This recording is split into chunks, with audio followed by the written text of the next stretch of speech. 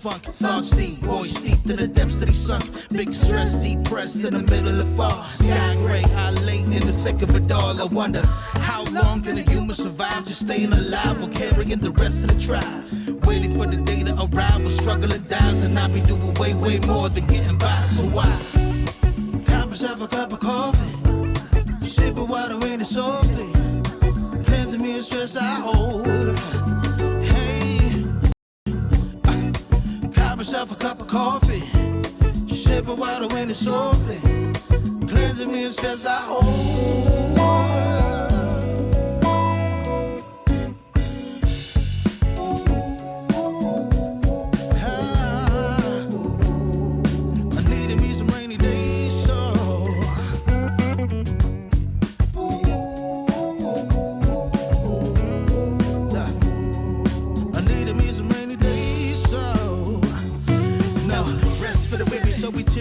Realize life is so much more than just living the day.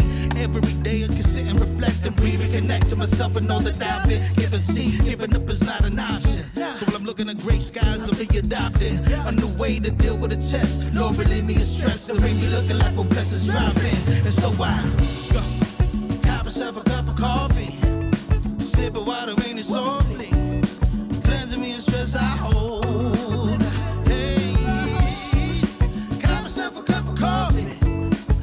Water in it softly, cleansing me of stress I hold.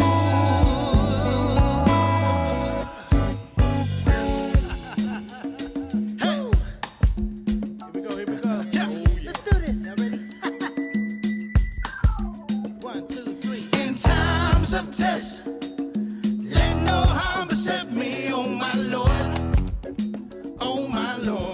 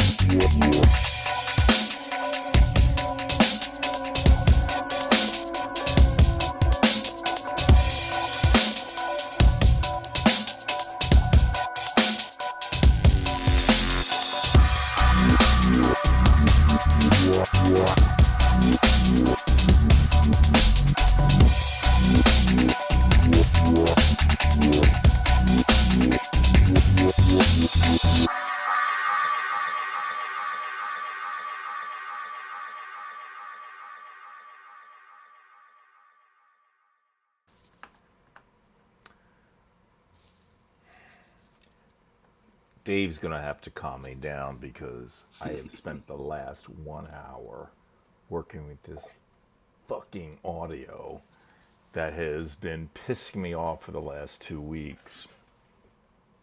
Doing the same thing that I've been doing for the last 2 years, and it's not working right. So when you heard the intro, I'm sure it had all kinds of echoes. I don't know. But I'm going to try to calm down a bit. So we're going to do something a little bit different today. I'm going to let Dave start off because I've got to cool down. Dave? Brian, where am I? There he is. Where am I? Where am I? Oh, calm down, Brian. Jiminy Crickets. Yeah, it's... No, look, I do some of what you do, and it's tough. And I mean, we're not trying to make excuses or anything. And the more you do, the more you link up to, the more problems you get. Like now we have a ghost man in the middle. I can hear the echo on my end, but that's okay. No, I can't now. Now it's gone. So yeah, I'll take the start tonight. It's a great week to start because I wanted to make an announcement first. My father was born in Texas, one of 17 children, and I was so proud of what my father's state did this week by passing the best laws that I've ever seen passed. Oh, wait a minute, that's not it. Fuck Texas, okay? Sorry, Pop. I never called him Pop in my life, so if you're listening, Dad, I don't think he'd be real good with it. So let's start with what it's everybody eyes on Texas, right? Hey, Well, kids, Anthony lives there, so if anybody has to do with the tornado, I well, mean, the figuratively a tornado, it's no, well, Anthony. what's interesting though, Brian, is well, it's true. Texas is getting, and that was a good kind of a good analogy. Texas is getting the tornado that can push destruction all over. Tornadoes don't stop at borders, No, they and don't. uh, what's going to happen is other states are looking at this now. I'm going to try to use some humor tonight, just because it is such a sad, pathetic, tragic, horrifying week. So first, let me say this, and it's not prayers or solace or anything like that. I just want to tell everyone out there, not our listeners, but anyone who should pick this up who's in government. I'm sorry, but I lay some of the responsibility for every death this week, for every woman who will be denied an abortion, for all the problems that the GOP is creating. That's everyone's fault. Okay, who's in government? We've allowed it, granted state by state, and I have really about four subjects I want to talk about tonight. So let's start with Texas. Now, Brian, there's a magic number in the Bible of evil. Do you know what that magic? Will you quit playing with I'm trying to yourself? get this on the Facebook page. I'm sharing it to the Facebook page. That's Jesus, all. God I mean, Almighty! I promised everybody on Divided We Stand. So if you go Why to didn't you Facebook, link that before? well, it kind of is, but they don't see like the live thing Oh happening. my So God! All right, yeah, let's go back to the no. numbers. There is a magic supernatural number. There's a number of them. 40 days and 40 nights, etc. But what is the magic supernatural number that's associated with evil? Do you know in the Bible? Well, yeah, sure, it'd be the triple sixes. Now, do you understand that that's never mentioned in the Bible? Did you know that? I wouldn't doubt that. But you're right on the money. Now, I'm going to take us all back on a little trip. Maybe I should have paid more. Hey, Kim, maybe I should have paid more attention. Maybe 20 years ago. I mean, I was serious about that. I do have relatives down there. I don't visit them because they're crazy. But Judy and I were doing a Texas tour. She hadn't spent much time there. And I really do like the town of San Antonio a lot. And of course, for a number of reasons. But one is, the Alamo's there, and she had never seen it. I want to show it to her. So one of the things we do, Bri, when we do some goofy things. We always on trip do two things goofy for a long extended trip. One is to find the dumbest thing we can find. So I'm sure that I'm one of the few people on this show who's ever been to the Colonel Sanders Kentucky Chicken Hall of Fame. I'm probably one of the few people that have been to the Tupperware Hall of Fame. So we always try to do that. Another thing we do is, and it's really kind of neat because it's a way to see a town at night. We do ghost tours. We've done them all over the world, actually. Now, I keep looking for the ghostesses. They don't show up. Doesn't mean they're not there. I have no idea. But anyway, so we took this ghost tour of Austin. And right across from the Alamo, there's a hotel, which is historic. It's where Teddy Roosevelt recruited the Rough Riders. And, it has the reputation of being the most haunted. And you go in there, they have all these really stories. Of course, they never happened to you. But that night, there was a film crew there that was traveling with us. And they were doing one of those shows, I don't know, I don't watch them, Haunted in America, or whatever they are. And they showed the camera, they showed the lights up. And weird as it sounds, there were cracks developing in the Alamo Arch, you know what I mean, Brian? You know how the kind of an arch, does Yes. Spanish structure, and you go in. And it did appear, coincidence, I think yes, that the numbers 6 6 were up there and a start of a third six. Well, of course they went crazy. This is whatever. So I said, fine. Well, interesting enough, Brian, we're all focused on this bill, right, from Texas on the abortion. But you want to know something interesting, Brian? That wasn't the only bill. It was a package of bills. Do you have any idea how many bills were passed that will take effect in from September 1st? Different times, but were passed. Any idea how many bills were passed into law? I wouldn't doubt that was in the 400s. Oh, no, no. Would you like to know the exact number? Is it more than I can count in 4 minutes? It's not more. No, it was 666 bills. So maybe when I was watching the Alamo there, it was telling me, Dave, you got to get on your horse here and do something about this crazy, crazy situation. All right. So what I want to do, we'll come back to the abortion, but I just want to address, I understand the focus is there as it should. But Brian, I'm going to suggest tonight that the Texas package is what every conservative state in America plans to do. 600, now, in fairness, not all the legislation was bad, but it doesn't matter because enough was that it negated anything that was possibly good. Okay, Brian, I don't know if you've heard of any of these. Let me run through them. One that has been a little bit in the news. It was House Bill 1927. See, they want to go back to the past, right? It allows every Texan age 21 and older to carry handguns without a permit or training. You purchase it, you put it on your hip, and off you go. Think about that for a moment. Now, that's every person in Texas now has the right. Get me a gun, put it on my hip, and there we go. Now, that abortion, of course, the most horrific part of that, I think. I mean, the whole thing's bad. But, Brian, do you realize that evil can be brilliant? And what they did is actually brilliant in an evil sort of way. The state does not go after anybody. What they did is they created a vigilante system. So you do not go after the woman, you go after the provider. Now, that in itself is beyond reason or logic. I wish they had read, American literature is replete with places where that doesn't work, beginning with Salem's Lot all the way through Arthur Miller's Crucible up till today. That just doesn't work. Yeah, that's what, in other words, that's what we kind of have law officials for. But it gets even worse, Brian. Every successful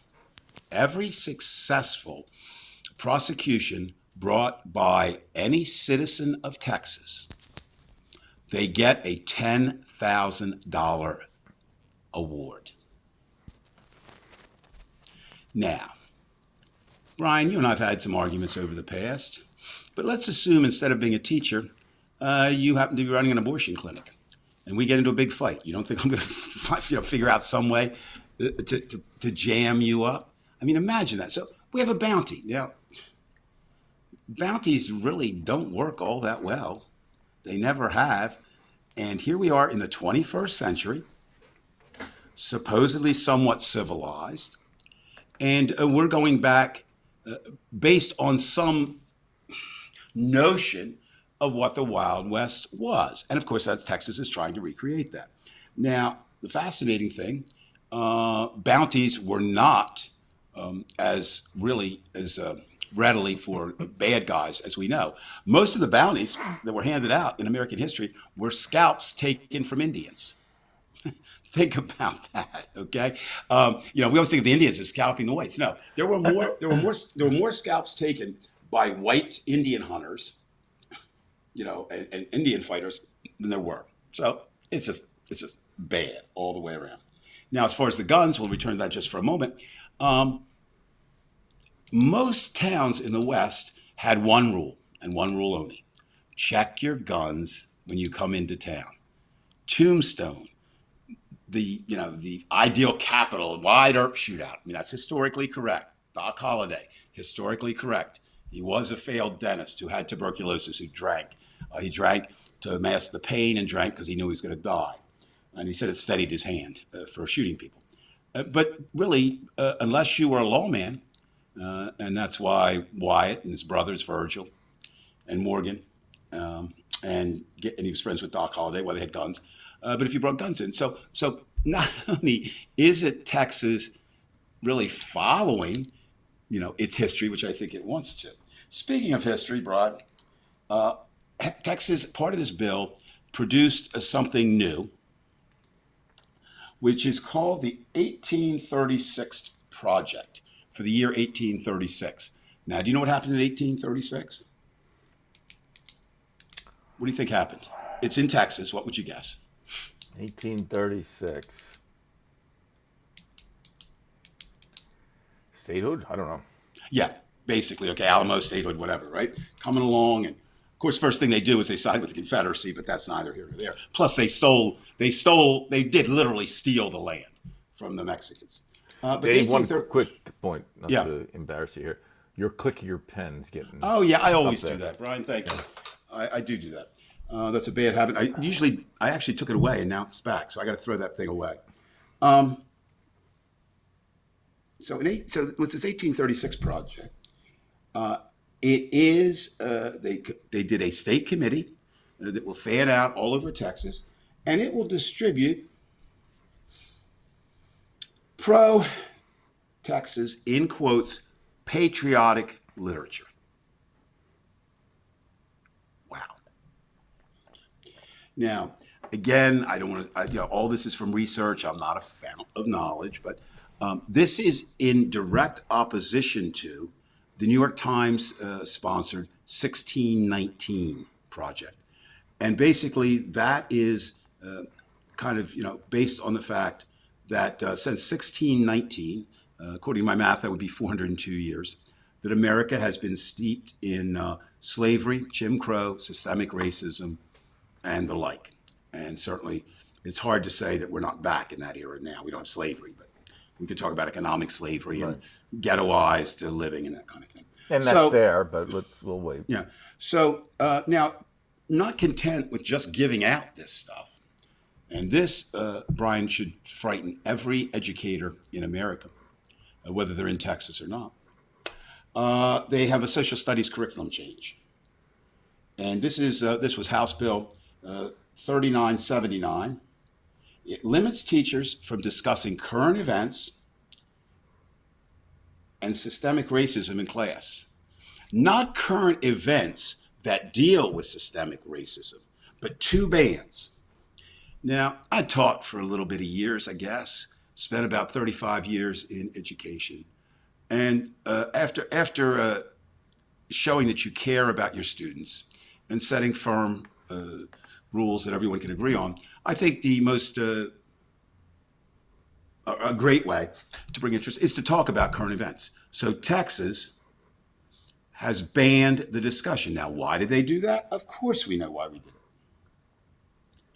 They are terrified of the truth. And the truth is not pleasant to Texas, nor the South, nor to America as a whole.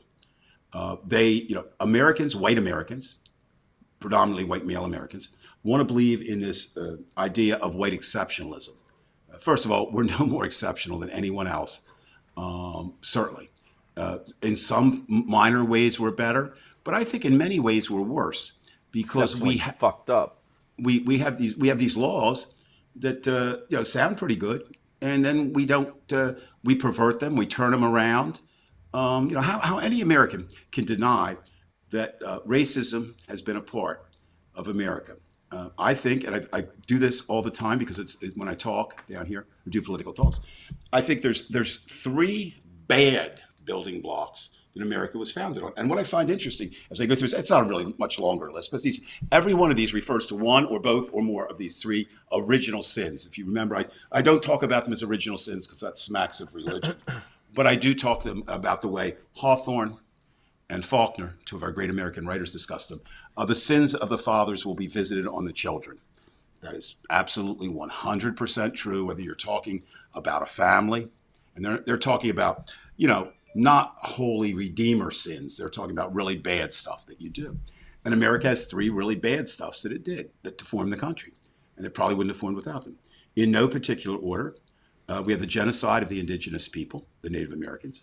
I've had students were horrified when I would tell them that one of the things we did was we gave blankets that knowingly had been around and were infected with germs that would lead to smallpox to eradicate whole villages. And that was, the Trail of Tears. I mean, the whole history of America, we stole the damn land. But of course, because a few Indians stood up and said, oh, no, you're not doing this. And Custer probably was looking in the mirror. He was so vain, and he got his troops massacred. All of a sudden, they're the bad guys? I don't think so. The second sin is the systemic racism. It starts with slavery and comes today with this very bill.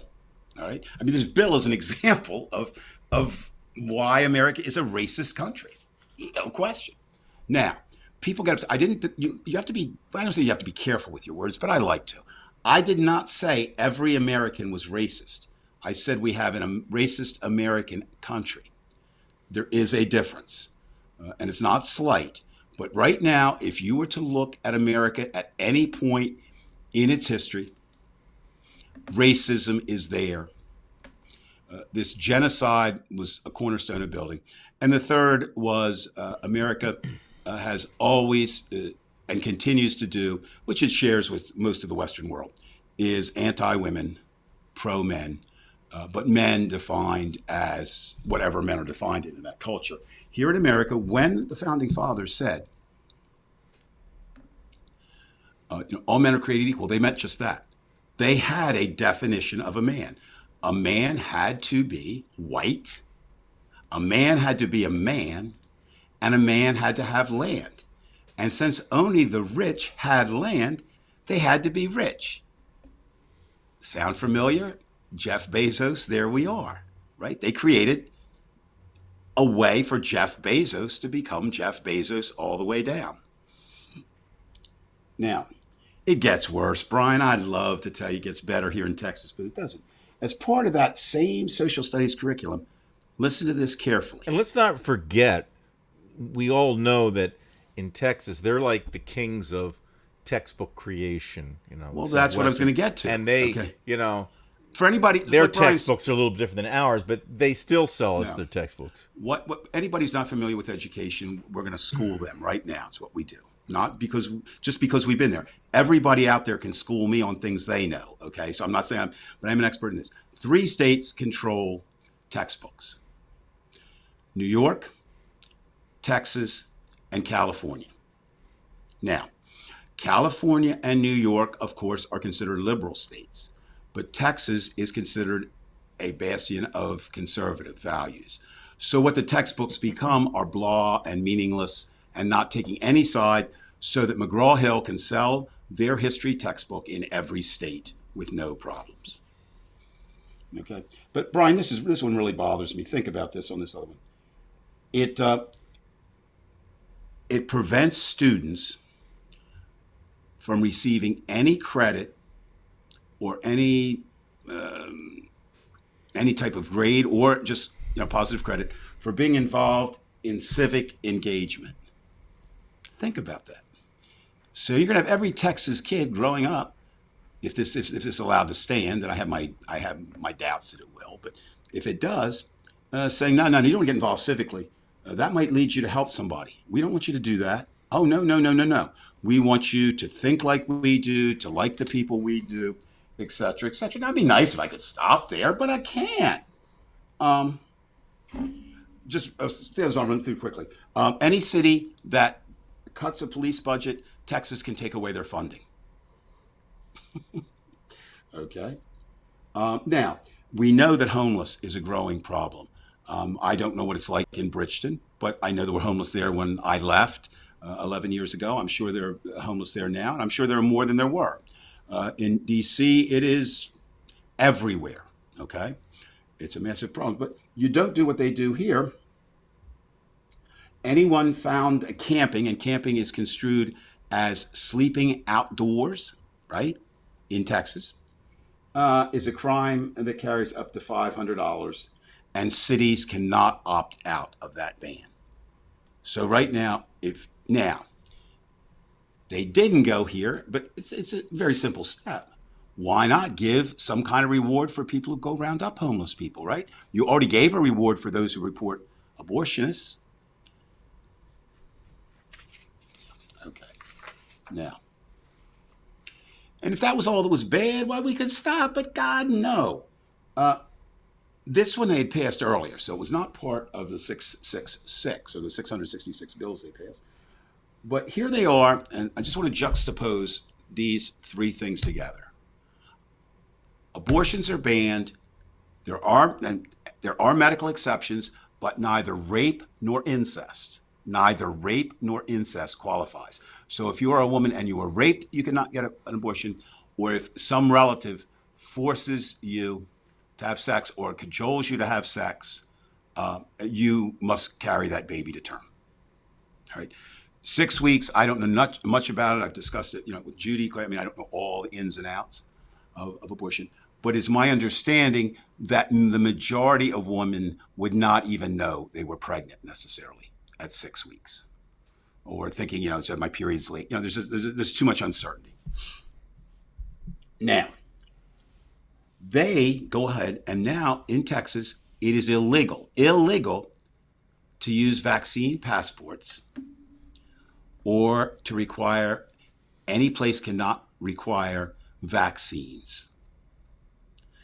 Let's do the three things. So you're okay with people dying from COVID, but you're not okay with a woman who's been raped having an abortion, or for any of the millions of legitimate reasons for abortion. But you're okay with a 21-year-old who has no training and no permit carrying a firearm on his hip, or her, because women will do it. So, yeah. Now, you say, well, Dave, you spent an awful lot of time on that. Well, I want to tell you why I did. This is a blueprint for an America that the Republicans want. And it gets worse. It's like the Handmaid. What's it called? It's beyond that. It's like 1984, The Handmaid's Tale, The Great Russian. I mean, it's every damn dystopian novel ever written rolled up into one party. Another one I think is, so that's Texas, but we can't stop there. So, of course, those dirty liberals, which I'm proud to say I am one, certainly moved to get the Supreme Court to do something with this. Now, remember, the law of the land is from the last ruling, one of the Supreme Court rules, Roe v. Wade, which says women have the right to an abortion. That is the law of the land. States cannot change that, supposedly. They presented the Supreme Court. And the Supreme Court, in a 5-4 ruling, with the 5 most conservative judges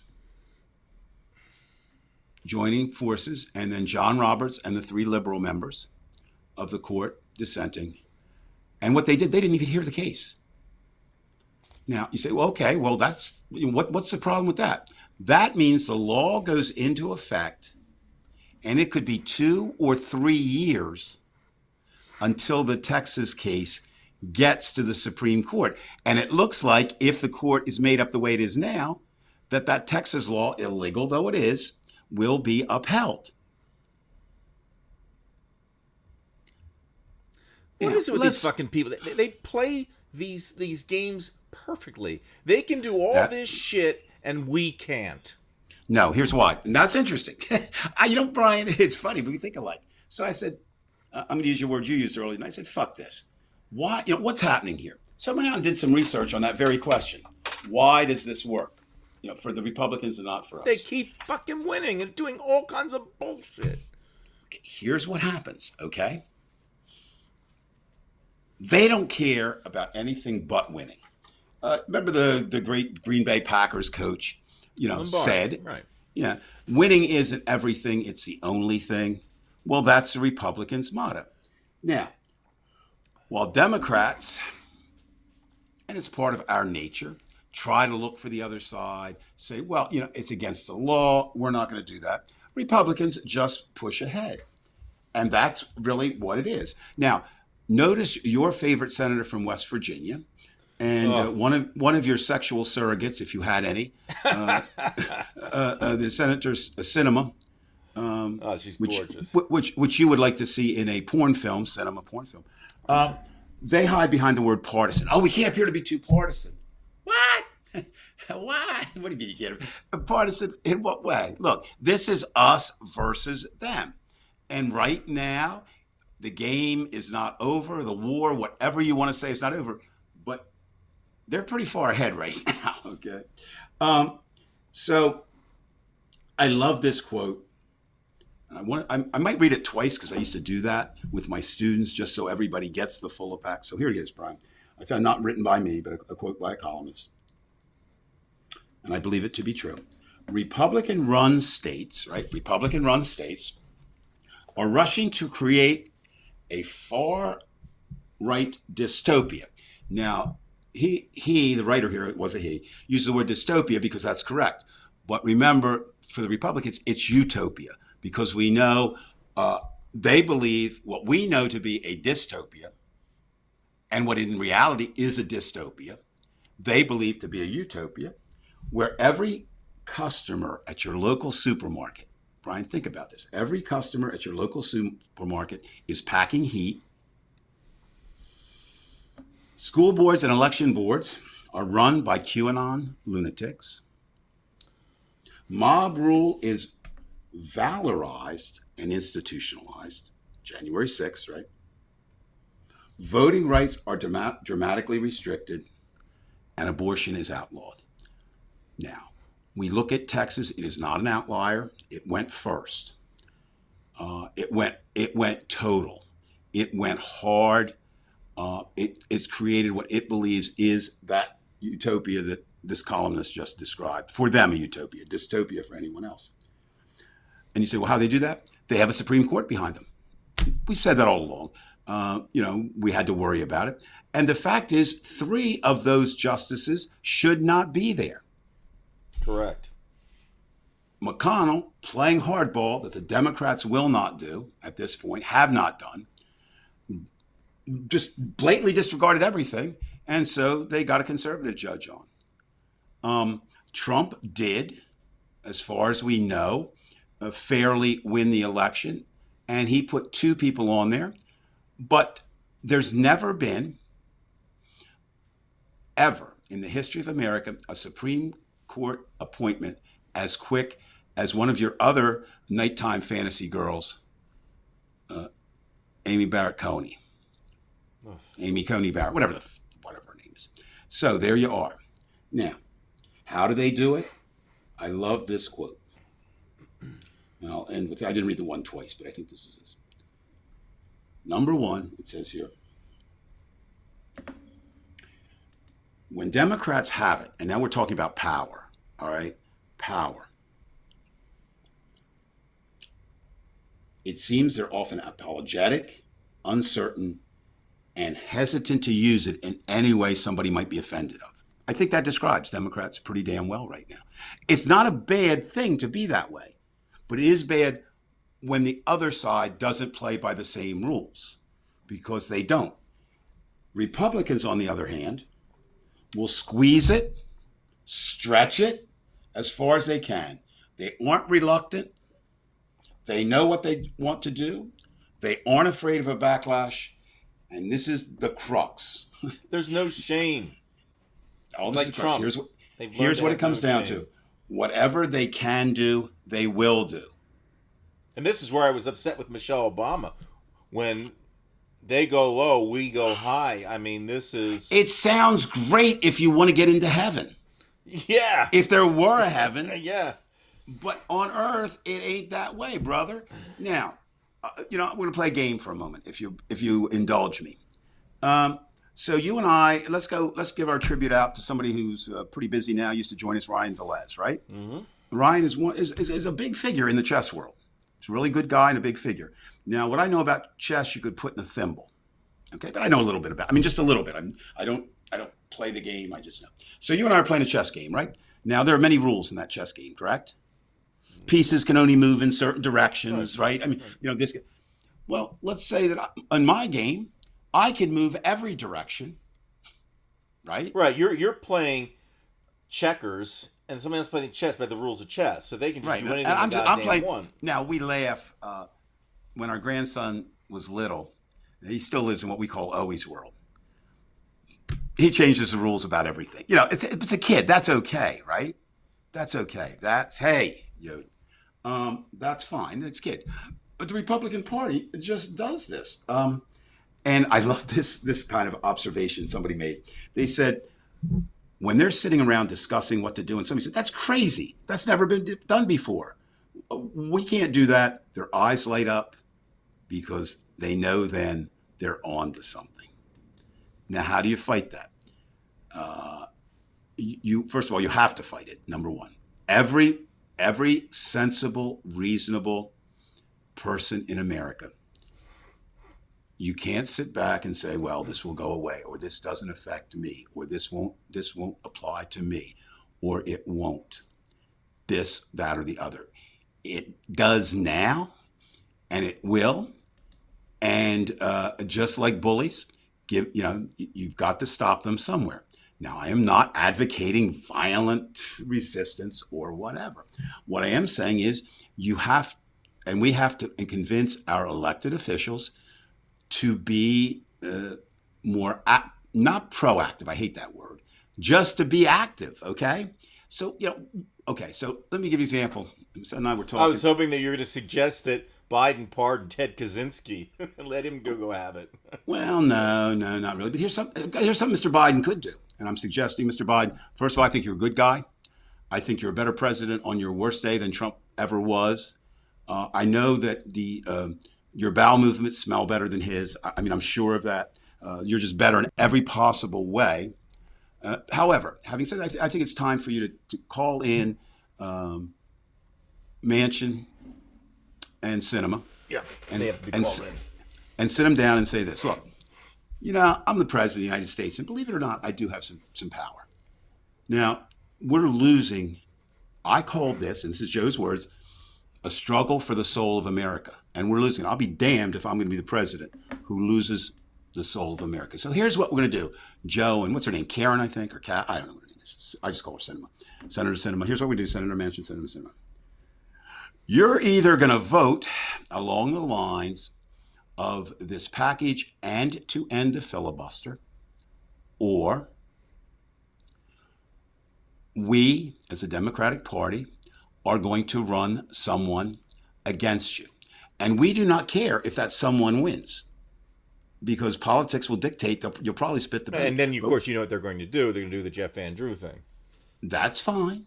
Okay, at least get them out of the party. No, I get it, and I agree with you. Yeah, they're not. They're a detriment rather than help. Right. But then you say to them, but you always use. I think you always use the carrot and the stick. So that's the stick. But here's the carrot.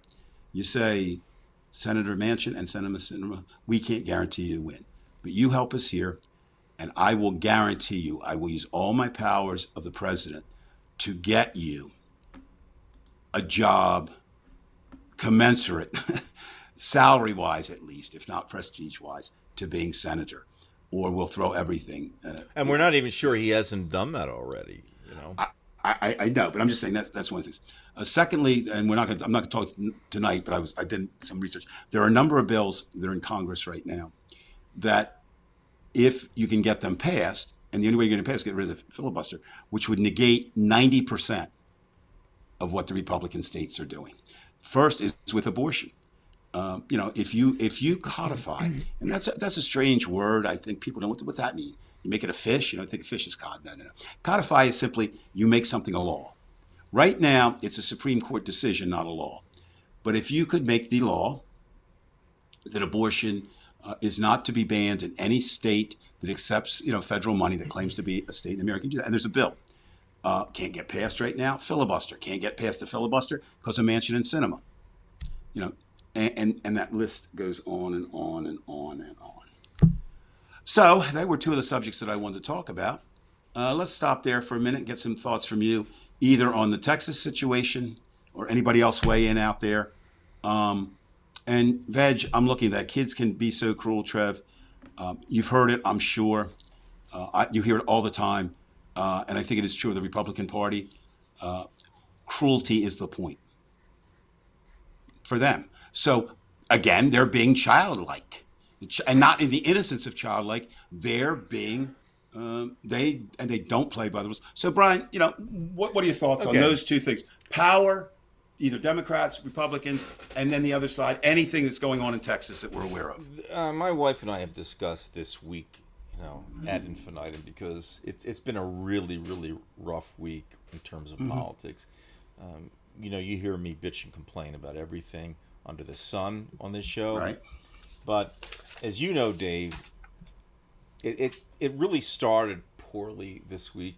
I went back to work and had a discussion with a colleague who seemingly, ostensibly thought that, we have generally the same ideas on, the world.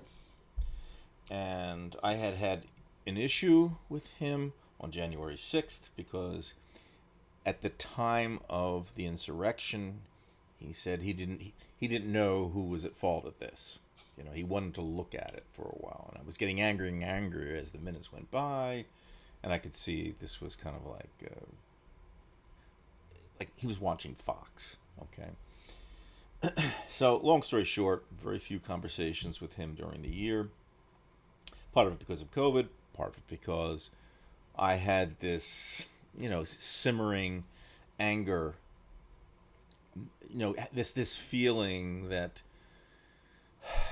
he was kind of holding these viewpoints, under the parapet, not so I couldn't really see what he was thinking. So we had a discussion, and out of nowhere, he said, well, because I brought it up, I couldn't take it anymore, and I said, look, I know how you feel about January 6th, and this is exactly what I have the problem with the Republican Party. And he said, well, what are you talking about? Well, you didn't want to, commit to those being Trumpers, although they had those 42-foot flags and all that. And he was flustered, and he said, well, hold on, I'm not saying that, but what I am saying is, you've got Antifa here, and you've got, the Trumpers here. It's the same thing, because, my friends on that side will say this, and the blah, blah, blah. So it goes on and on and on. And I said, I understand there's Antifa, and you may see something happen in Portland once in a while, but there's a big difference between that and what this is.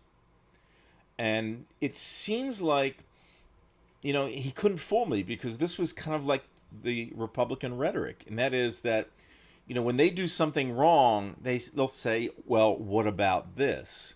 And then I knew immediately that, this is what he was harboring, and that no matter how liberally he could try to sound, he really wasn't. And in fact, I made that comment to him about Republicans, saying, like, a lot of these young people, these young males who are Republicans, are going to have a tougher time having a date, because when you think of dating people, you don't think about politics. But now, Dave, politics is the new religion. So I said, and Dave, that I've said this before, that, and as a joke, they're going to have to end up marrying their third cousin if they want to, get married or whatever. I mean, it's a joke, but there's a certain sense of, most females understand that, like, this is fucked up shit here, and we're not going to take this anymore. And it was very depressing because, he's one of the ones that I thought, he's at least somewhere in the middle. This is, with 2 or 3 years of experience. And then I thought, here's someone he's intelligent. He listens. He even tells me he loves to listen. He loves to listen to me. Good But no Lord. matter He what, needs to be yeah, committed. but no matter what I say or do, the 2 + 2 = 4. It just doesn't get in. I'm completely useless in this situation, and it made me so angry that I internalized it. I physically, I mean, I had to rush, as you said, to the bathroom. That's how I internalize it, and Right. because I say, how could people be like this?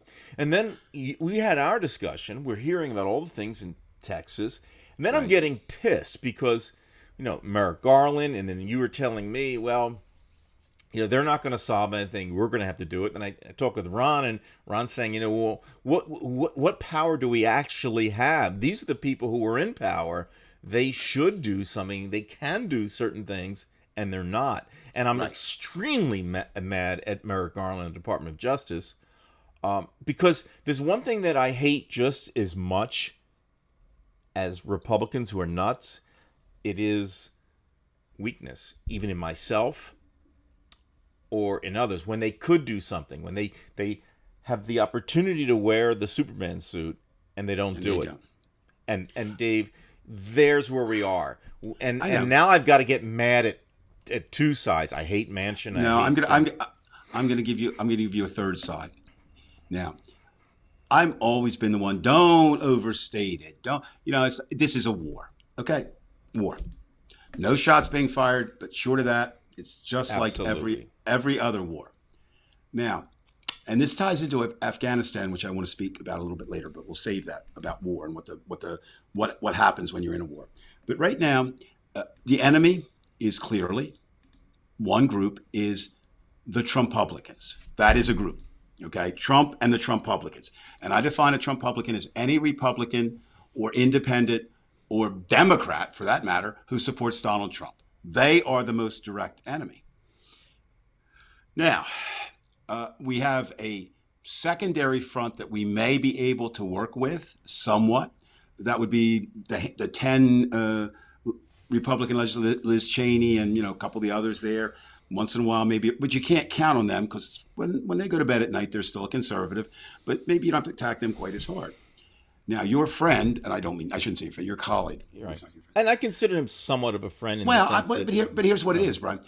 Normally, that's to be admiral. I'm going to weigh all the sides and not decide, and I'm going to do this. No.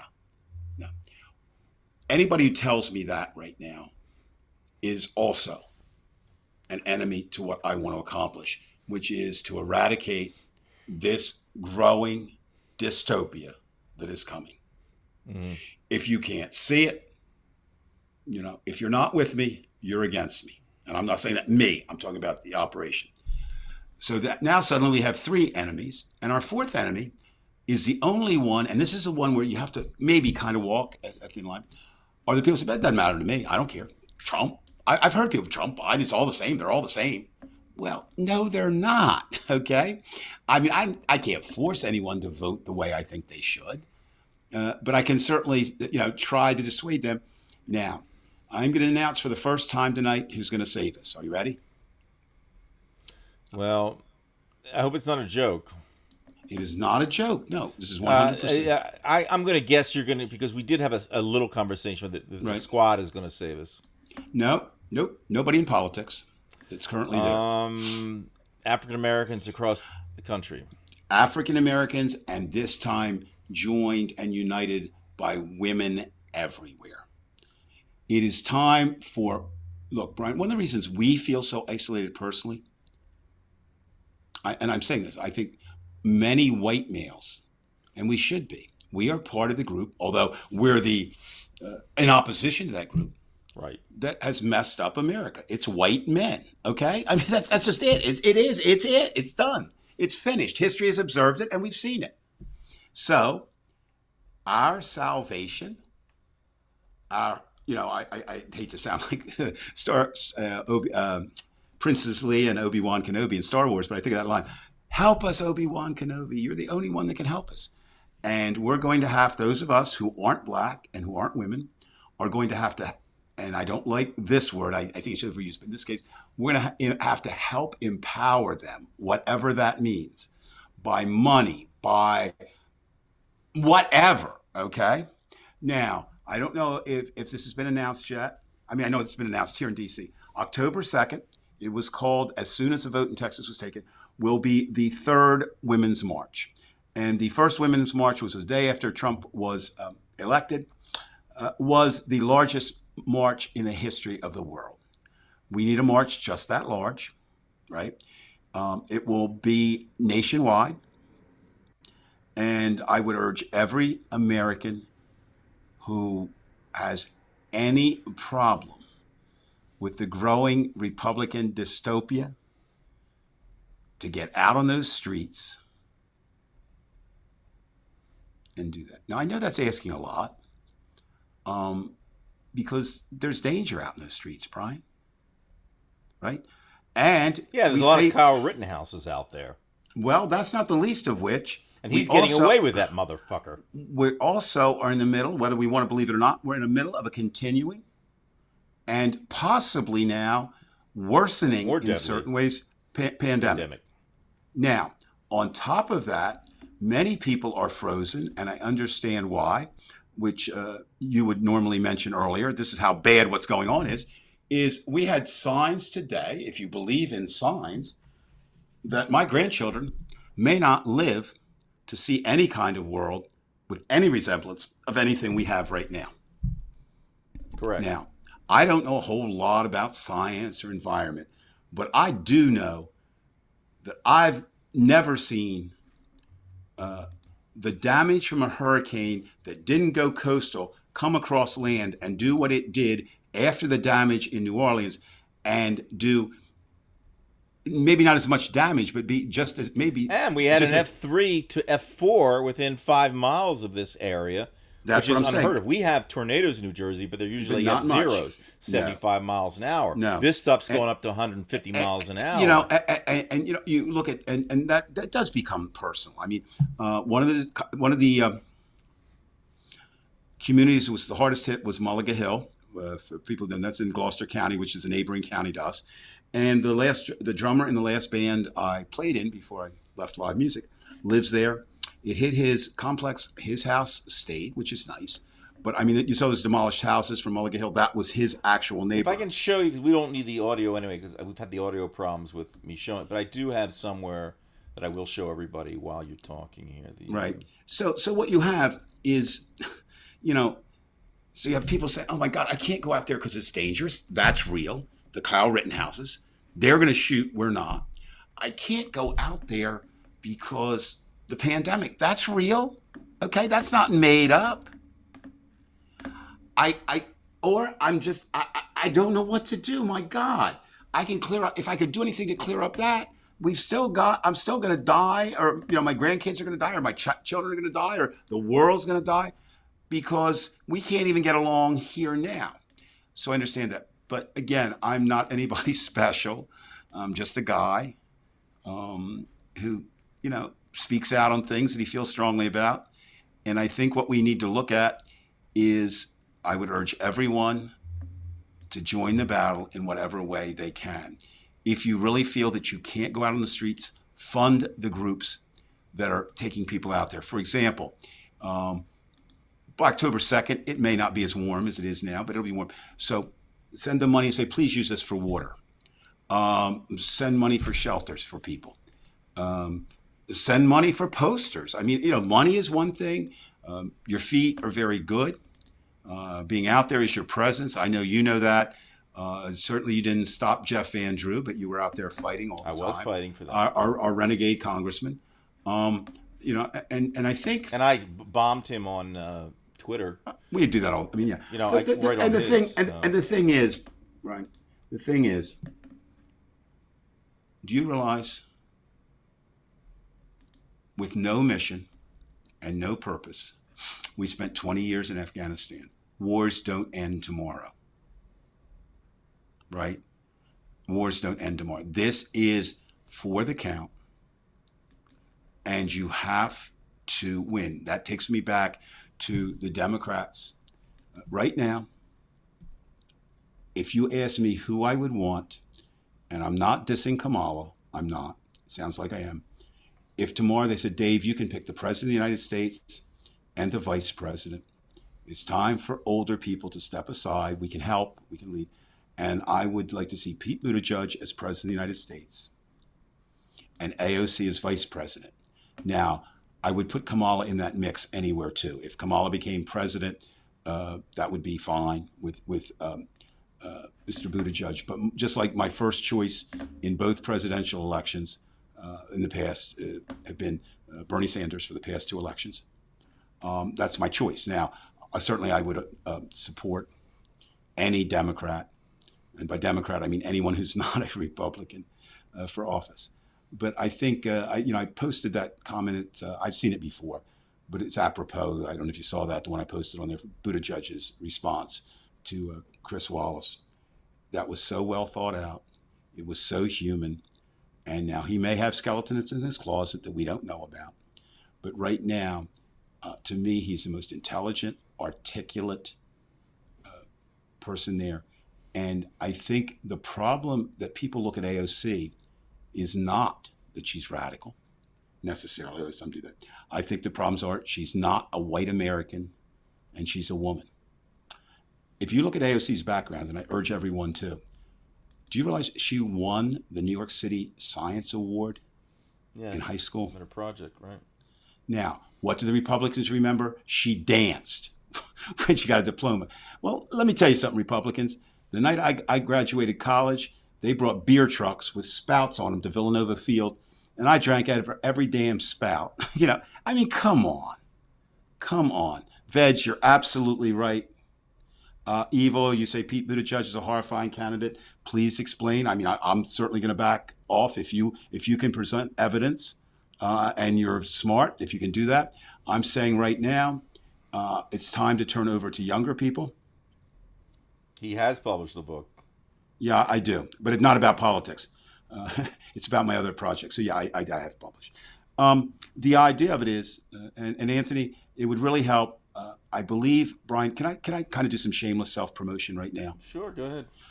Currently, my book is on Kindle, and each week it gets rated. I now have, my book is 1,237,512th best-selling book. Seriously, that's the number.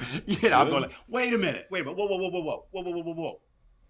Is that sold worldwide or just in the United States? No, it's sold worldwide.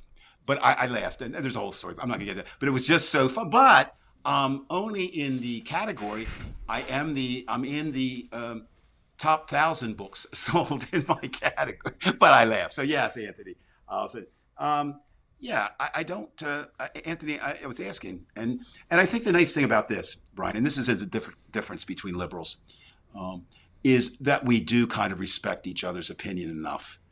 At the end, you have to make your own decision. But he flipped on Medicare for all. Okay.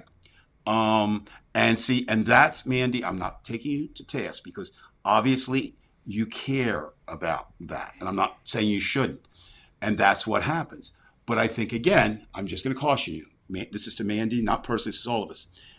There is no perfect candidate out there. Okay, there isn't. But guess what? The Republicans don't have one either, but it doesn't matter to them. What they do is they win. And that's what I'm saying. Now, see, Mandy, again, it sounds like I love this because you're echoing what many people would say. I'm just going to say this. He might be smart. No, he is smart. Okay. I know you're not saying that. I think you're saying, actually, I know he's smart because that's the way you phrase it. But I think he's like Bill Clinton, fake. All right. Yeah, I mean, that's hard. Bill Clinton took me in. I mean, so that's a real thing. The question becomes then what you need to do. Good, Anthony, I'll get a hold of you. And I want you not just to get one. Booty Fudge was involved with military contractors. Yeah, I know. I've you'd have to look into his background. Now, okay, so let's assume for a moment. That Trev and Mandy have valid points. And I think they do. We have to look into it. So the question becomes now I pose to all of us. This is to me and all of us. Where the hell are we going to find a candidate? Well, also, I think we must... I'm not saying Buttigieg. Dave, it's not just that. I mean, again, when you're talking politics, you'll find that maybe somebody voted for this or for that and you don't like it. It's not that they didn't want to, vote for something that you consider important, but sometimes there's this idea that, look, we're not going to get this thing through, so I'll go 3/4 of the way or halfway. And I'm not talking about Buttigieg. I'm talking about in general, the dialectic that goes on. It's kind of Right. like what Lenin did with the Germans and said, look, we're going to have to accede this part of the territory. And a lot of people didn't want to give that up, even within Right. the Communist Party. But he had to do something to be able to hold on. And, I think a lot of the people on the far right and the far left believe in the all or nothing. And I get it. And in the end, you may be right.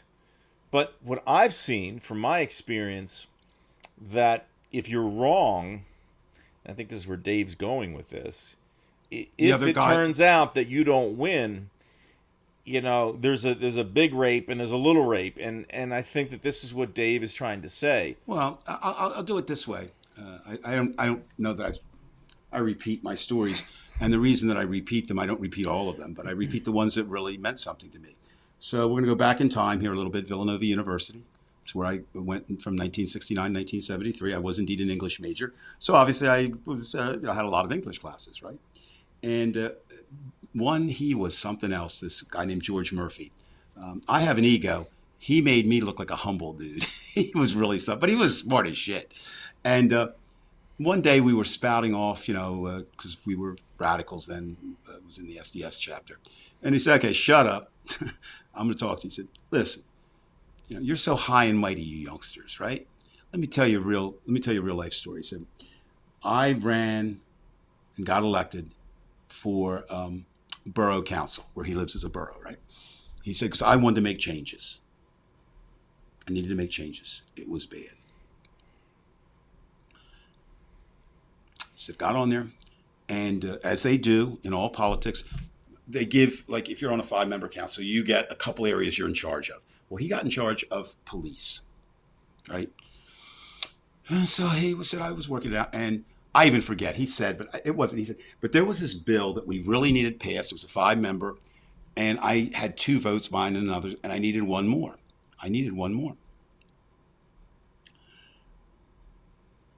And so he said, I approached a fellow community, and the community said, oh yeah, I'll vote for it if, here's what I need you to do. My best friend just got a ticket. You get that ticket fixed, and you've got my vote. So we're all, kind of hanging on. We're young, and I just said, oh, you turned him down, right? He said, no. I went and got the ticket fixed because I had to judge. He said, but I do want to tell you this. From that day on, I knew I could be bought, and if you can be bought, you can be sold. He said I would do it again.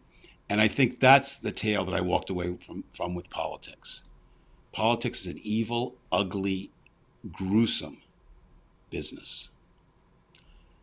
Leo DeRocher, the great baseball philosopher, he and Yogi Berra, right? Leo DeRocher said, nice guys finish last. No, they don't. But I think there's a tendency, if there is a business where nice guys do tend to finish last, or nice girls, or nice women, or nice men, it would be politics sometimes. Because I don't think you'd find a nicer, let me rephrase that. Joe Biden in any group would be one of the nice guys. That doesn't make him a good president. What it does make him, though, is a more human, compassionate president than Donald Trump. And when I criticize him, or any of us criticize him, we should ask one question. Would I, my family, my community, my state, and my country be better off if Donald Trump were sitting in that White House or with Joe Biden sitting in that White House? Now, Joe Biden was not my candidate, but however, I can answer that question very clearly for me. Now there comes a point, and where I'm at that point now, where I'm a little frustrated with Mr. Biden because, at least in appearances, and 2 things that bother me. One is he seems to still believe, and I think falsely, that there can be compromise. I don't think you can come. I don't think you can Zero. compromise. It's over. And I've said it all along. If you're going to look at it as a battle of evil and good, and I do, that unless good conquers it, you just get less evil. Let's right? say this again because I think it's important to. Right. This is a definite battle between good and evil, or if you want to take it from my end, logic and insanity. Which is good and evil. I mean, it's all right because they both lead to mess. mess. I mean, it doesn't matter. I mean, like I know, and again, we both are anti-organized religion, but we have a little bit different approach in it. And the very concept of good and evil turns you off because it's so steeped and ingrained in religion. Right, it's just something I. To me, I get it. No, we do, and that's the problem. That we go on now. Of course, it's one thing. Tonight, I say Buttigieg. People say no, that's fine. But it's another thing when it comes to the vote, which, do you unite behind someone you like? Well, that's easy, right? Oh, yeah, I'm there.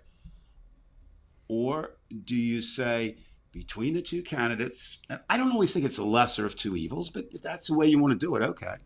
The lesser evil is always better than the greater evil, right? I mean, there's no way around though, because what Mandy's saying here, one thing I would agree that is what Dave said is that we should get rid of Manchin.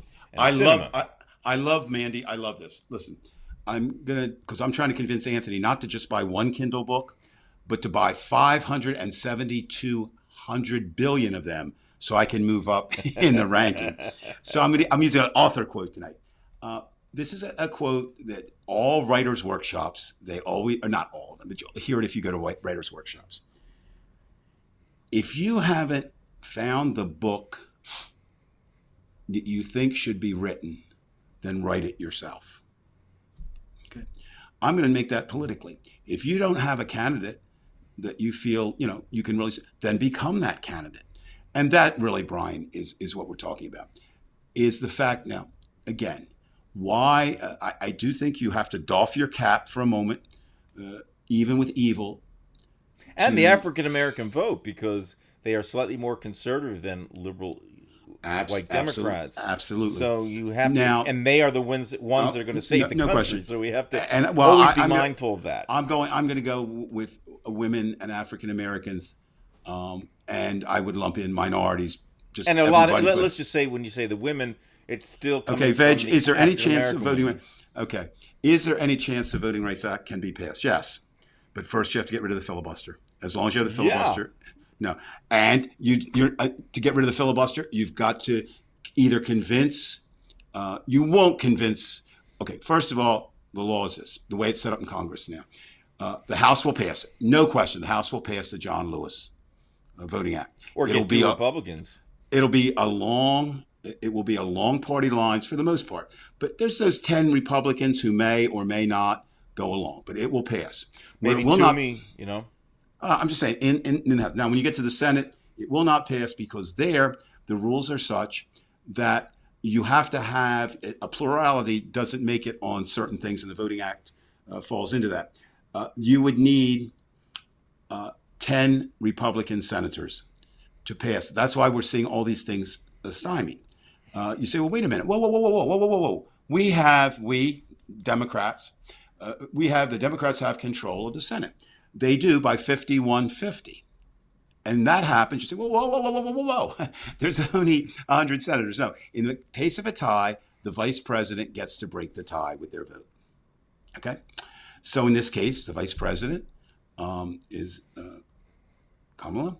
And she will vote, along the lines if it were a party unity.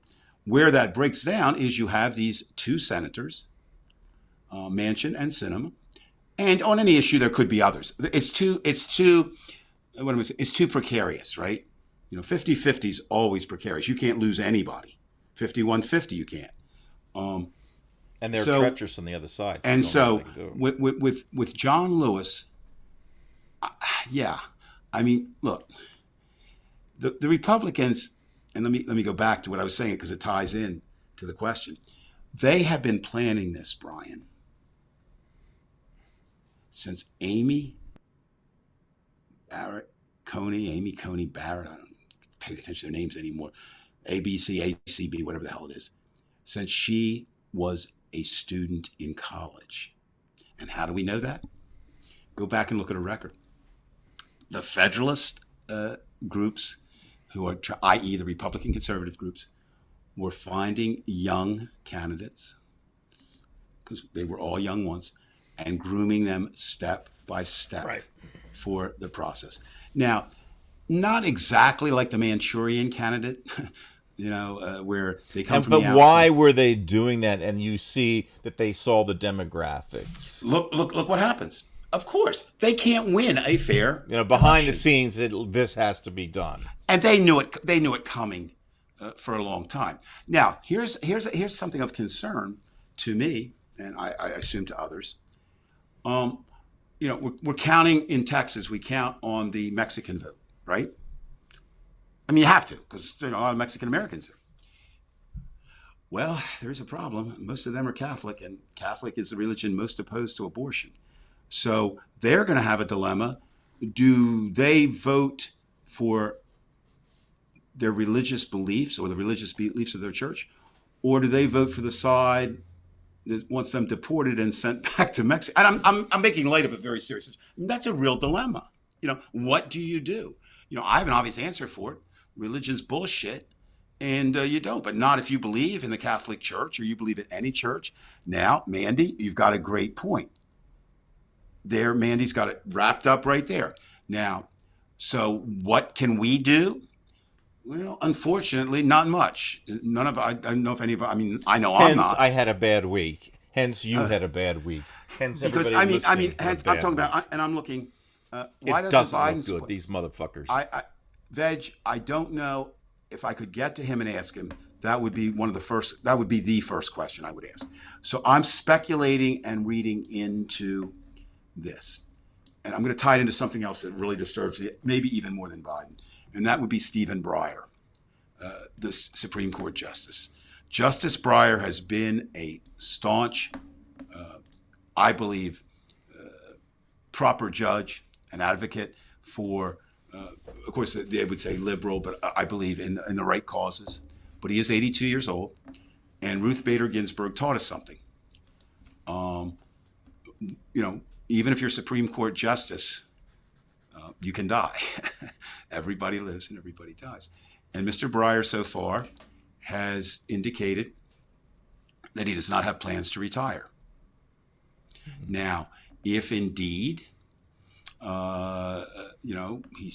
if he survives into the next term, and indeed Mr. Biden is reelected or a Democrat is elected, that's pretty good, but we don't have a guarantee on that. And so I think what Breyer has said, and I've been looking a lot at his comments, trying to figure it out, and he said some things that make sense in an old day. See, I guess my message to these people from olden days, and I'm from there, the old ways don't work. It's a new game. The old norms don't work. It is nice to think that you can compromise. It is nice to think that the Supreme Court is not political. And he said, no, if I step down, it'll make it look like the court's political. Well, Mr.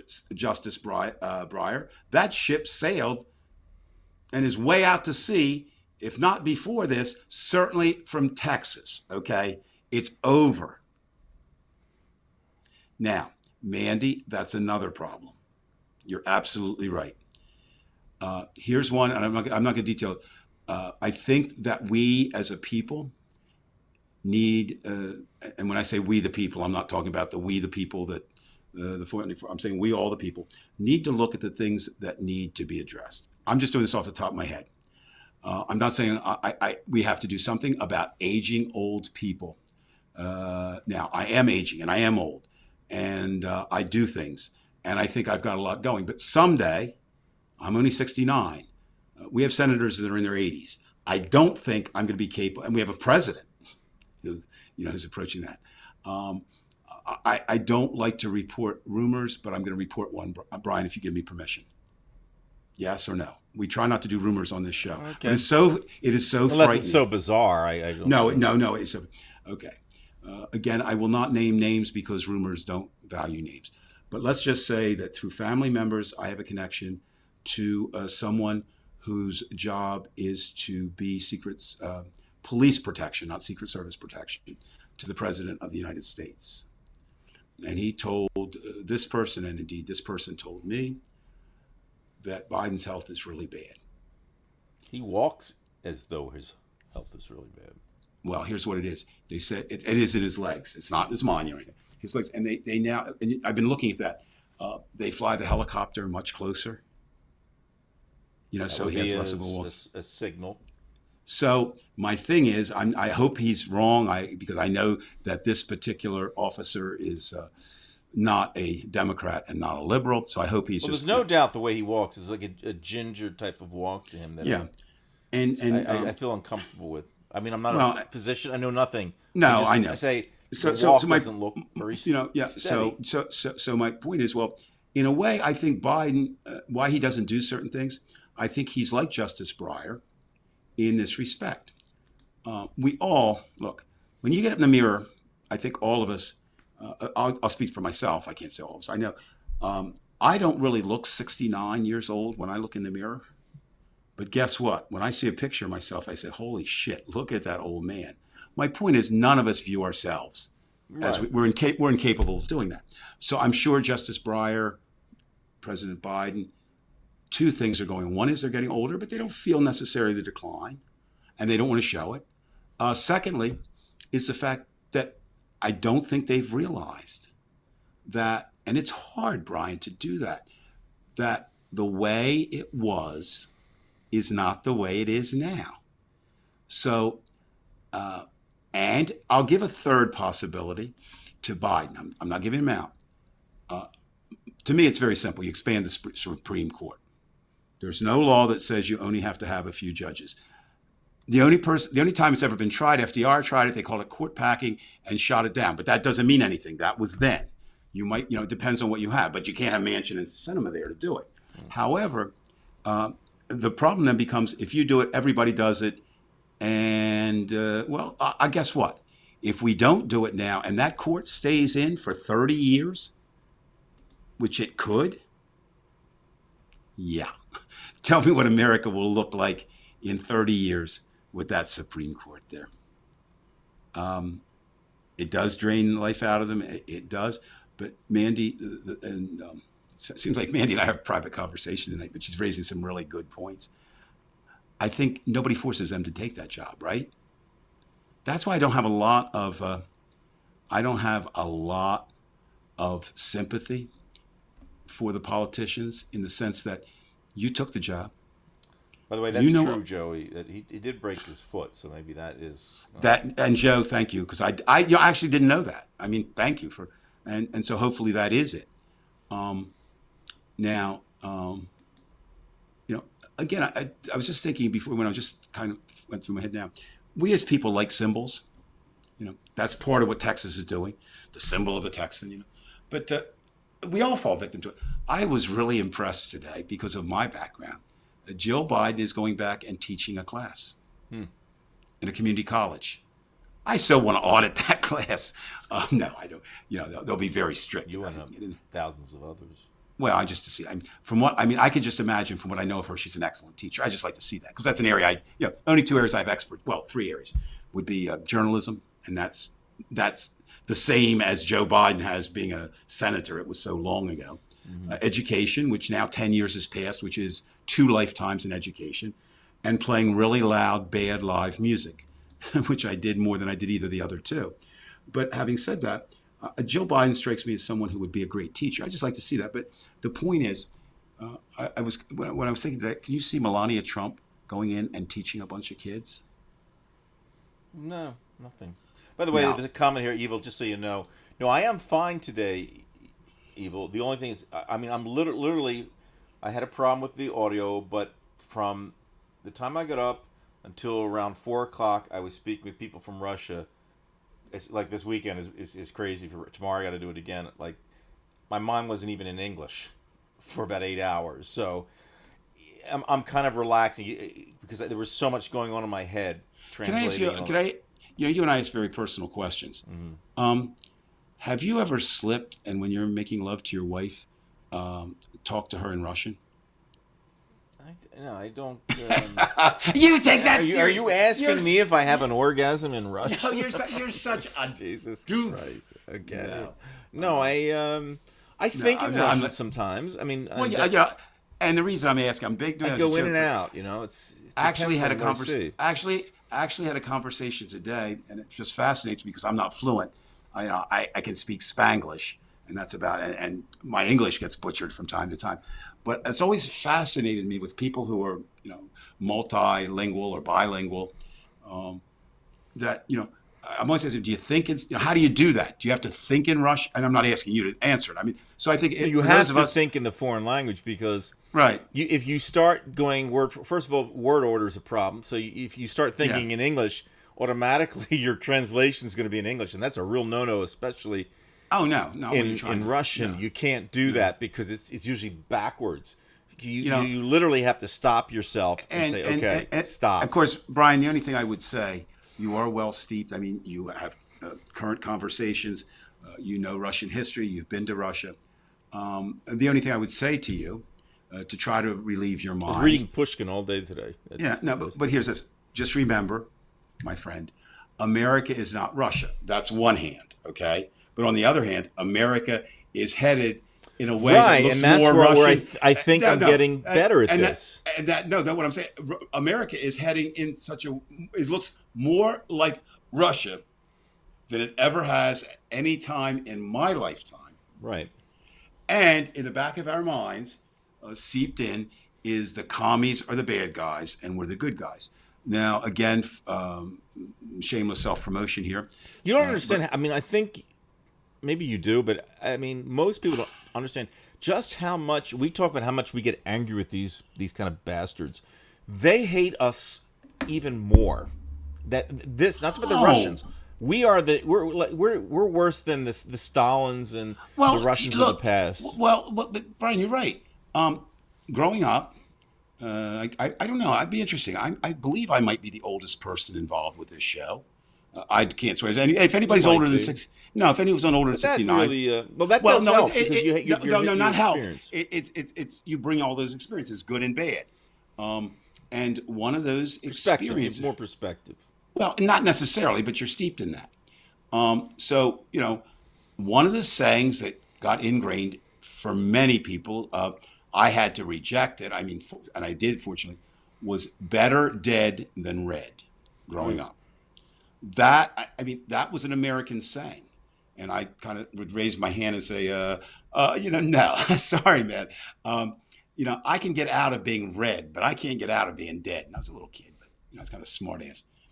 But actually, do you know what Trump's some of the conventions and things? They've actually had a shirt, that kind of says, better red than a liberal. Right. So what I'm just supporting what you just said. Okay. Now it's also hard, and I'm trying to figure this out. Okay, so let's look. We know that the Republicans are better using power than we are. We know that. Secondly, we know some of the reasons why.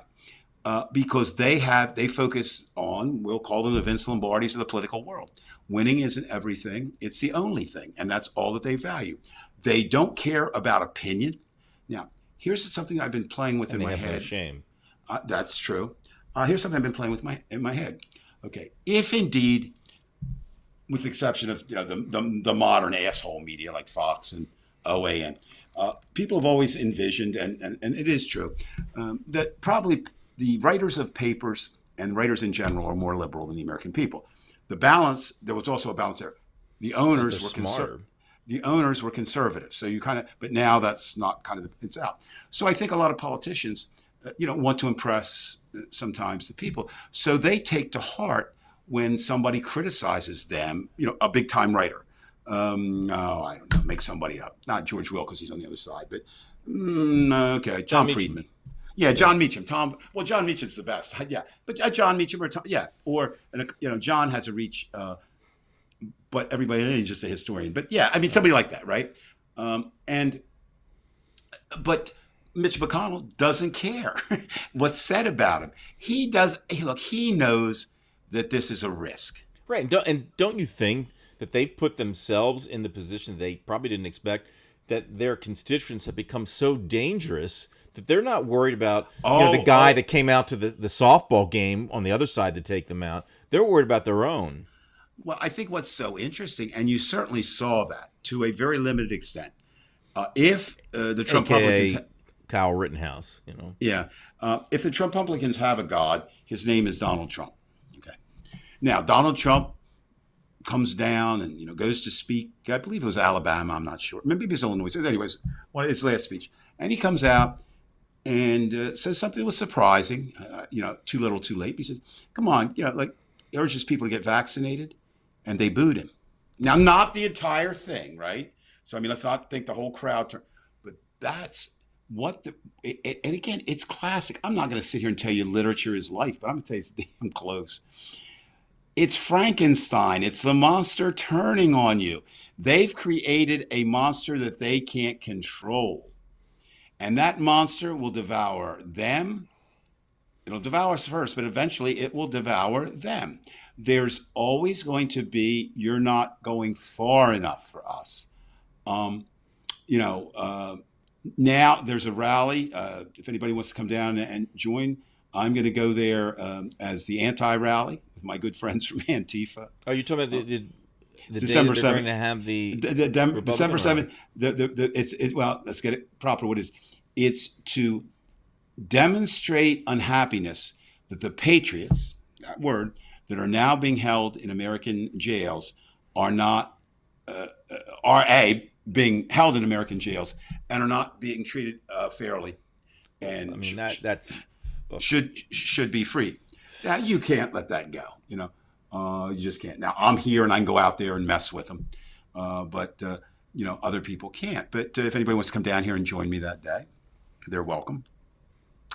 And I will be. People say I get that not from these people, but from some people. Oh, be careful. Look, that goes without saying. I would never risk anything. When I was a leftist out there, I mean, I still am a leftist. When I was a leftist out there getting in the anti-war demonstrations, I mean, I always knew a point when, okay, this is a time for me to pack it up so I can come back another day. I want to do one more thing, Brian, that I kind of pulled aside tonight. We haven't talked much about it tonight, and but it's not over. It's going to be something that hangs with us. Afghanistan. And I ran across this column today, and I hadn't thought this way. And that's what I love, when I find something I hadn't even thought about this way. So I'm not going to read the whole column, of course, but basically, and I missed this, maybe any other people out there, it was Friday, a Marine lieutenant named Colonel Stuart Scheller posted a video. It was 4 minutes and 45 seconds. And this is how he started it. The baby boomers' turn is over. I demand accountability at all levels. If we don't get it, I'm bringing it. Now, just a little bit about Marine Lieutenant Colonel Stuart Scheller. He was not just an average run-by Marine Colonel. He was actually a battalion commander, which means the Marines viewed him as a great Marine. He was a Marine. He was a leader. And so what's his problem? He feels that the country, no. He feels that the leadership of the military and the president let him and everyone down by, and I'm sure you're thinking that. I mean, imagine you were an Afghanistan vet and you saw people killed, your friends, right? For what? John Kerry said it in 1971. Who wants to be the last man to die for a mistake? And there was a soldier. And unfortunately, this time there were 13 of them. There may be more, but we know the 13 that were killed doing their job. But the question becomes, could it have been done better? And absolutely, it could have been done better. Again, you have to go back and, you divide up the blame. And who was this and who was that? For me, I make it simple. We never should have been there, and we're out of it. That's one thing, but we still have a responsibility, and that's what Lieutenant Colonel Stuart Scheller said. And I didn't even think of this, Brian. He said that all those who worked with Afghans over there, right? People, we made them a promise, meaning he did, through an American, and they're all getting besieged with calls. Please get us out of here. What are we going to do? And that would be a very helpless feeling, right? Well, this columnist goes on to say, which I hadn't thought about that part so much, but this got really weird. So I'm kind of testing out this, everyone. Let me know what you think, because I'm not sure what I think of it. But if it's true, it's very disturbing. So this columnist said, first he thought it was a rant, as it was, and he said it was a justified rant. But he said the more I thought about it, and this columnist also happened to be, interesting enough, a Marine, had been in the same battalion, and his group had been one of the last two groups holding the airport. He was out of it now, but he had been in that battalion. I knew some of the people there. And he said, I said, the more I listened to it, and the more I, took apart this 4 minutes and 45-second diatribe, he said, the more I didn't think it was a rant anymore. He said, I honestly think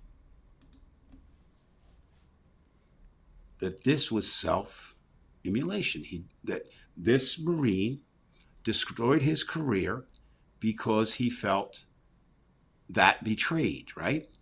He was immediately not arrested, but he was immediately stripped of his command, and he'll be disciplined. Now, Brian, you and I have had these kinds of conversations. I'm sure most of us had.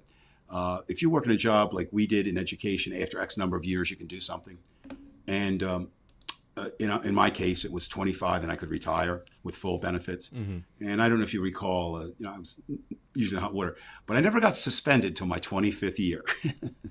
I actually got suspended from teaching for reasons that were later taken care of. But I remember my wife and her immortal words to me, and she curses around no one, and you can say, except me.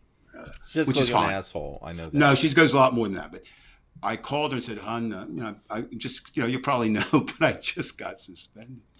And she said, you mother plucker, using the F word.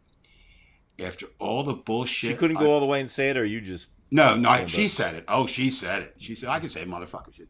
Motherfucker. After all the bullshit I put up with you, because then we would have been married, 38 years, I guess, right, give or take. If you lose your damn pension, I said, honey, I'm not going to lose my pension. My point is, I'm stressing that Scheller gave up his pension for this. He's done. He won't finish. He will get discharged. And he was 17 years in military. It's 20. So he was 3 years away from a cushy life. And he felt that much. So I said, well, yeah, okay, that's pretty brave. But then the columnist went on and said this. I don't know if these names mean anything to you. One did to me, the other didn't, Brian. So let me find them here. They're on my notes somewhere. Give me a second. Does the name Teach Kwang Duk mean anything to you?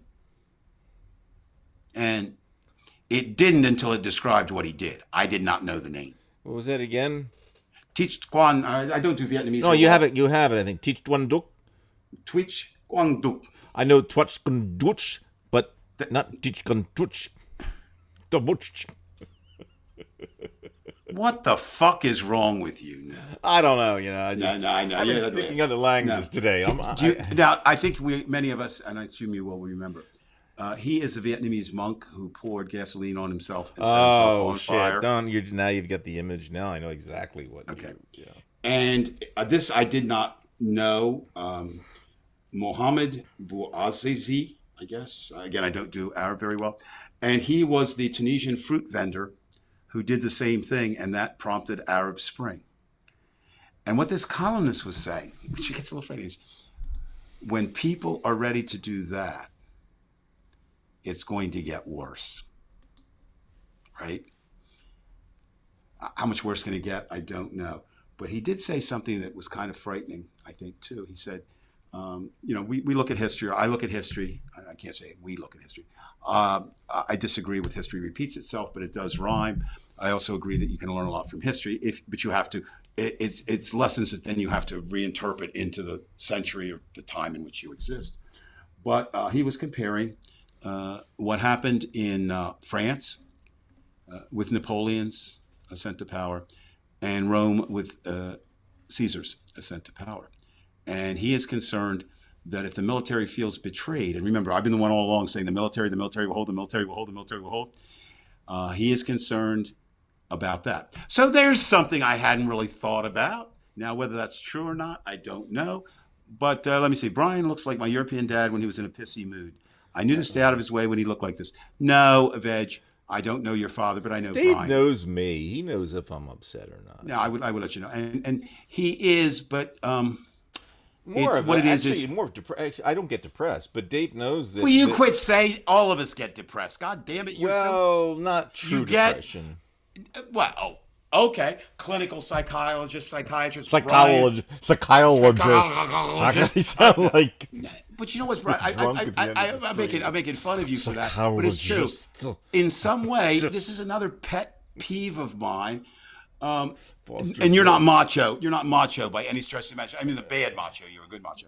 But like depression is a sign of weakness. It's not. It's part of the normal human condition. Right, and it- especially in these times, you don't. I mean, how expect you know who's not? You know who's not depressed? Mitch McConnell. Right, he's laughing to the bank. Exactly.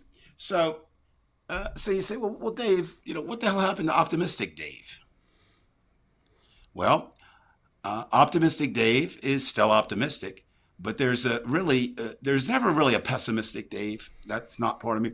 But there's an optimistic Dave and there's a realistic Dave, and realistic Dave has to come to the forefront here and say two things. One is kind of more optimistic. One is it's not over until it's over. Another great sports philosopher, Yogi Berra, said that. But it's absolutely true. It's not over until it's over. It's not over yet. But if you're looking at the score right now, we don't even know what quarter we're in or what inning we're in. But right now, the enemy is winning. Definitely. Right now, today. Now, that could all go askew tomorrow from a number of different ways. But understand, you don't get that time back that they were winning. No. And this is what I wanted. This is where I really faulted myself. And it hit me again by reading, because I don't watch TV news. And I really didn't think about this. I said kind of cavalierly, okay, so we'll win this one. But do you realize how many women in Texas lives will be altered forever in the time that it will be before? Well, obviously it'll be if we can't get rid of the law, if Americans can't get rid of it. And we were saying today earlier, Brian, not much. We didn't talk long, but again, you can see personal comes into it. It always comes into it, right? It always comes into it. And so abortion is very personal. I've said this story before, but I think I'm glad it happened. I'm glad it happened the way that it happened, but I know it probably should have gone another way and could have gone another way.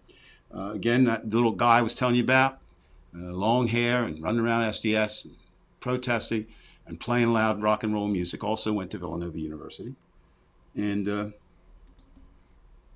I was, I don't even know if the term was dating, but we were going out with Judy Snyder from Bridgeton, the town that you now live. And did she ever call you an asshole in your first few dates? She looked like she was going to, but she didn't. But what she did do is she called me at college, and back then we didn't have cell phones, and so she had to ring through the I don't know what it was when you got there, but you had to ring through the payphone, and somebody would rush to the payphone, and then they'd come get you, right, if you were around. And she did. She said, I don't know. She said, I think I'm pregnant. Dave has a green screen, by the way. He's just too lazy to take it out. Yeah, I know. So you're getting back to pregnancy. You said you were pregnant? No, Judy was pregnant. And she said, I think I'm pregnant. So flash forward, she said, I'll know Friday. I'll get tested. So I went over and I got a private phone from a friend. I had a phone. And she was indeed. And that next couple weeks, we had to make a decision. And I have to admit, to this day, I'm not opposed to abortion. I'm opposed to abortion as a man. I mean, you know what I'm saying? But I'm as a woman, I think it's a woman's choice. I would never. I have no right in this. I could say my piece, but when it was done, it was going to be her decision. And she, being the logical, reasonable one, said, I think that's what we should do. And I said, all signs point to that. And one morning in her home, which is in the neighborhood where you now live, she threw up. And her mother walked in and said, Judy, are you pregnant? And she said, yes. And she said, what are your intentions? And Judy said, oh, well, we've decided we're going to abort. And her mother looked at her, not in the way of a stern person, just in the way of love. She said, Judy, we don't do that in this family. Get a hold of Dave, we'll sit down, and we're going to figure something out. And it won't be abortion. And as a result of not getting that abortion, Michael Price, 48 years on the planet. Audrey Price, my granddaughter, 13 years on the planet. And proud to announce she's a full-fledged radical in Australia, taking part in all kinds of environmental and feminist protests over there, which is good when they're not under lock and key from the lockdown. There would not be Owen Price. And my point is that why I'm glad that happened is the same way why I'm glad I, kind of, although I caused a lot of damage, was able to do both. I really, I am addicted to drugs and alcohol. I'll be in recovery the rest of my life, but it makes me more sympathetic. I'm glad I suffered from clinical depression. It makes me more empathetic and sympathetic. And certainly with abortion, I know how rough that is. And it just really irks me that men are going to make that decision that they have no right to make based on a moral ground that is not in the Bible they claim to hold. Says you're killing something but gives people guns and doesn't allow them to wear masks, which means they're killing them. And They want the big workforce, to drive down the wages too. That's part of it. but this is the one that really gets to me, I think, the most is last I knew. Now we can talk about artificial insemination, all that, but I mean, normally it's a man and a woman, right? Normally. What penalty does the man have in this? Does the man carry the baby? Does the man, and I do also know this, Brian, and I can't pretend. I mean, I would never pretend to know what it's like to be a woman or a black man or a Spanish gay. I mean, there's so many things I can't know. I can be empathetic, but I can't be there. But I know the women that I've talked to in my lifetime always regretted the abortion later. They realized it was the right thing to do at the time. It probably was, the right thing to do. I believe, it was certainly the practical right thing to do in our own lives with Judy and I. I mean, hell, I started a year, almost, I started time to finish in college. She was done. She had graduated early. But that was a story that turned out well. But how many stories didn't turn out well where the child was there? I mean, now, and the other thing that really irks me and why I say fuck Texas, even though it's my father's home state, if they really cared about kids, they would have kids wearing masks. They would not be 59th or 59th. They would not be 49th in the country in terms of early childhood education. They would not, they would all be reaching out. They would be taking these kids in. Every senator who voted for that bill, their equivalent state legislator who voted for that bill, should adopt 4 or 5 kids since they value a human life so much. Are they going to do that? No, they're not. So I'll begin with where I thought selfishness. What about that? Don't Republicans understand? Trev, this is my simple take, and again, I'm just one guy with some opinions. The age-old argument is, where do my personal individual rights stop and those of the community in which I reside begin? And I think that may be, when the smoke clears, may be the biggest difference between a liberal and a conservative. A liberal realizes that they're not alone, that there is concepts such as the common good, or in the best interest of those around me, or that we live in a society where Republicans really don't. It's, I don't want to wear a mask, ergo I'm not going to do it. I have the right to become the world's richest man, even if I impoverish and destroy the world by doing it. And Veg, I would agree. I mean, like I said, I can only use my personal example and those that I've talked to. It's not something, and you'll hear Republicans, which, kind of now Trump publicans, assholes. Oh, no, It's well known. It's used as birth control. Now, there are probably a couple warped people around who have done that, right? But interesting enough, and this pisses me off. I don't get pissed off when I say I'm like you. I'm not. I don't get. I don't. I mean, I really don't because it's just not worth it. You fight it. You fight it. You fight it.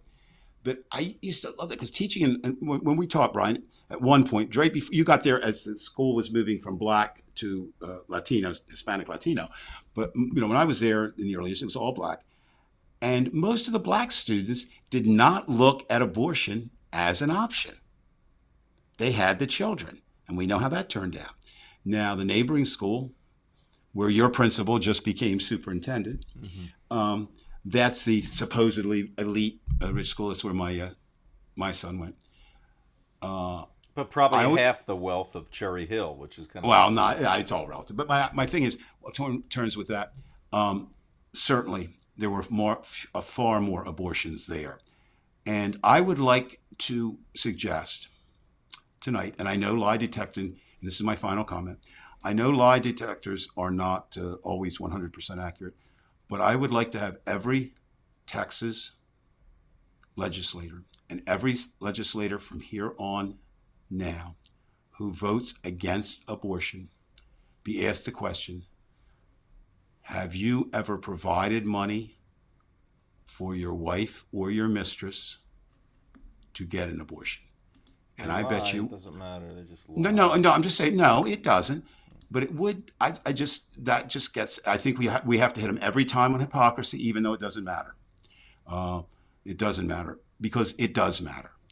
It does matter. We're at war. I'm glad for the team that I'm with. I'm going to stay with the team that I'm with. And Brian, how about this? To cheer you up because everybody's worried about you.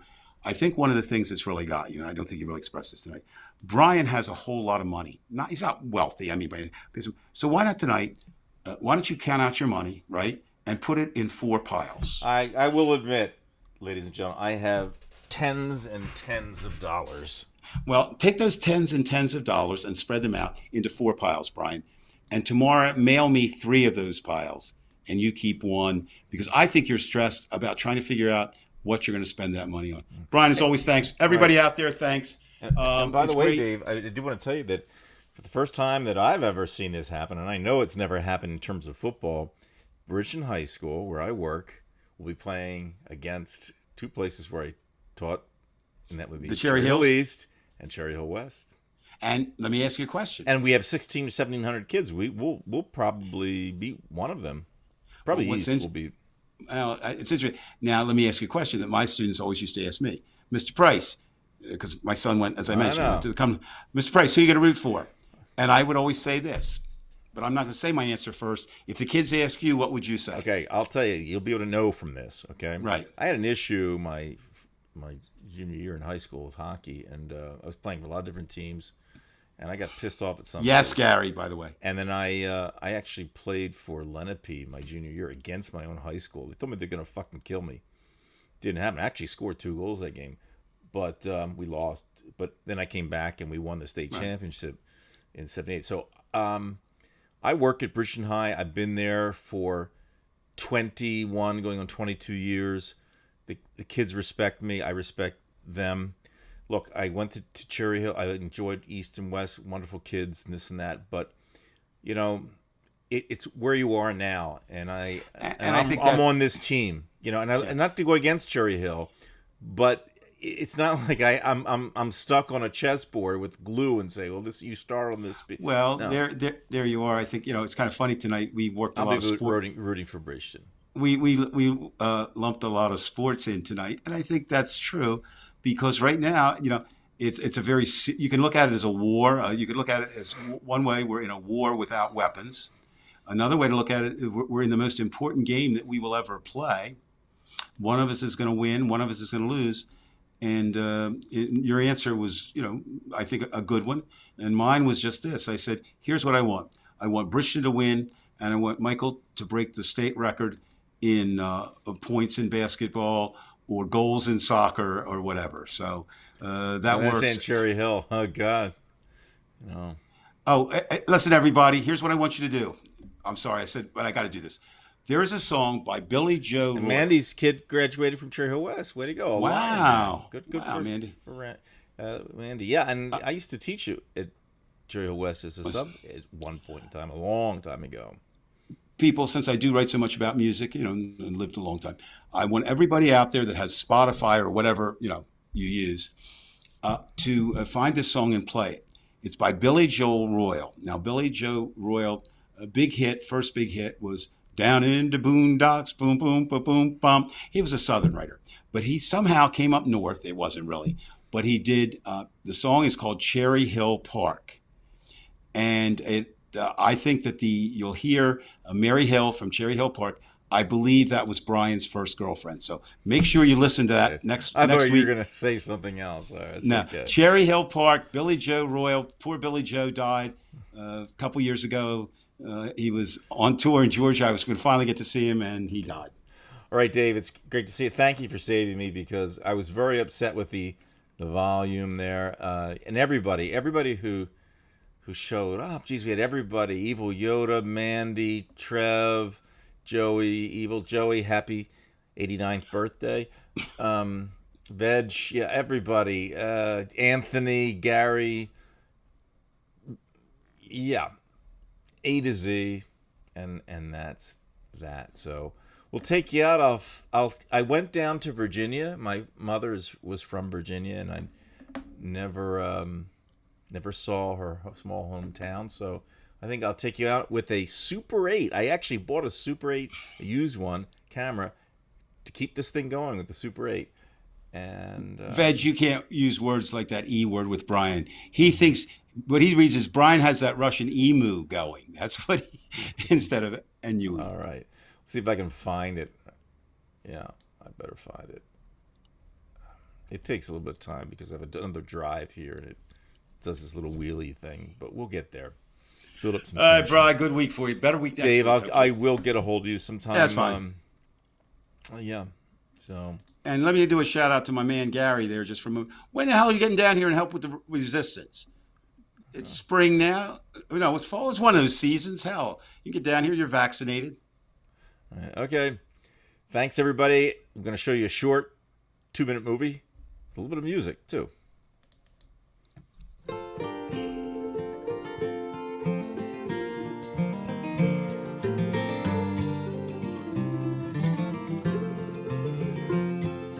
Lying alone in my bed without you, adrift between waking and sleep. It's the only time I don't think about you and the faith we fail to keep. Adrift between waking and sleep, like a boat that slipped its moorings in the night with no direction, no wind in sight. Adrift between waking and sleep.